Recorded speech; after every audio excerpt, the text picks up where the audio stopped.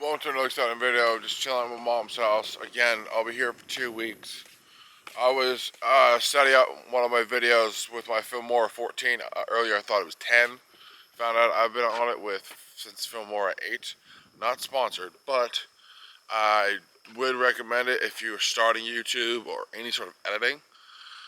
Because the simpleness, and I mean simpleness, it is drag the clip, put it down. Or drag the clips, put it down.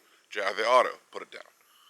And then add your beginning, add your end, edit how the sound goes, edit how the video looks. I mean, most videos take me all of, 5-10 minutes to complete, but that doesn't count for the extra steps of listening to it, adding little effects to it. So all of probably 30 minutes. It's really nice.